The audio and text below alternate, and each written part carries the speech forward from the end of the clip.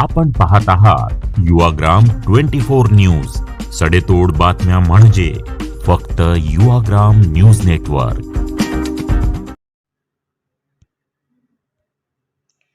सांगली कृष्णा नदीने इशारा पातळी ओलांडली असून सांगलीत आयर्विन पुलाजवळ कृष्णा नदीची पाणी पातळी 40 फूट 6 इंच झाली आहे। आता मगरमच्छ कॉलनीच्या शेवटच्या गल्लीत पुराचं पाणी आले आहे, तर अरोडे प्लॉट, सूर्यवंशी प्लॉट, करनाळ रोड वरील घरही पाण्याखाली गेली आहेत। पाणी आलेल्या सांगली शहरातील मगरमच्छ कॉलनीत महापालिका आयुक्त शुभम गुप्ता यांनी भेट देऊन नागरिकांना आवाहन केले आहे, तर अधिकाऱ्यांना सूचना केल्या आहेत। याबाबत महापालिका आयुक्त यांच्याशी खास बातचीत केली आहे। मुख्य संपादक राजेंद्र कांबळे यांनी कोयना धरणातून पाण्याचा विसर्ग अजून सुरूच आहे, त्यामुळे सांगलीतील कृष्णा नदीची पाण्याची पातळी ही 40 फूट 6 इंच या ठिकाणी पोहोचलेली आहे।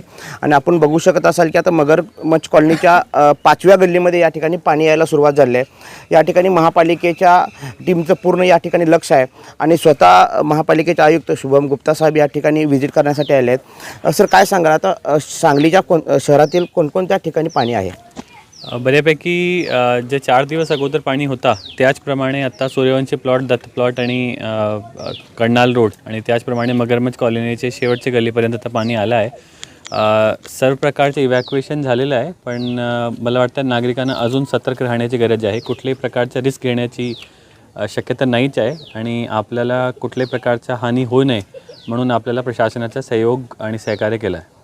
आपण या ठिकाणी बघतो की उमऱ्याला पाणी लागलं तरीही लोक या ठिकाणी घर सोडायला तयार नाहीत। मोठ्या प्रमाणात पाणी वाढलं तर याचा परिणाम पूर्ण जीवितहानीवर होऊ शकतो। त्या प्रकारे तुम्ही कशा प्रकारे या ठिकाणी लोकांना आवाहन करा?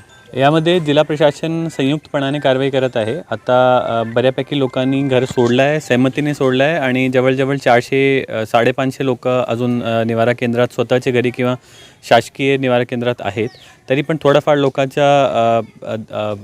दिसत आहे की ते पाणी असताना सुद्धा त्याच्या घरी किंवा दुकानात आहेत।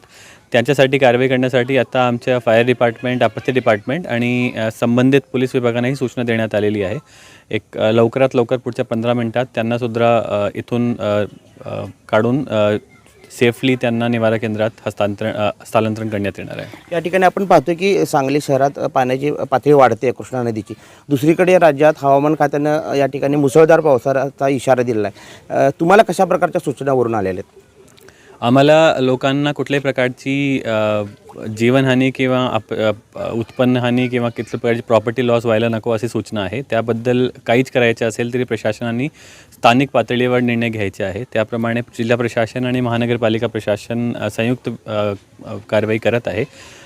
आम्ही सध्या 45 पर्यंतसुद्धा पाणी आला तरी आमची पूर्ण तयारी आहे आणि त्याप्रमाणे जसे जसे पाण्याची पातळी वाढते आहे तसं आमची तयारी आणि सुसज्ज प्रशासन आम्ही राहत आहोत। या ठिकाणी आपण पाहतो की हे होते शुभम गुप्ता साहेब। या ठिकाणी पूर्णपणे महापालिकेची यंत्रणा सज्ज आहे। कोणतीही आपत्ती किंवा संभाव्य पूर परिस्थिती किंवा महापुराची जरी परिस्थिती निर्माण झाली त्याला मुकाबला करण्यासाठी महापालिका प्रशासन सज्ज आहे। कॅमेरामन राहुल सोबत मी राजेंद्र कांबळे, सांगली।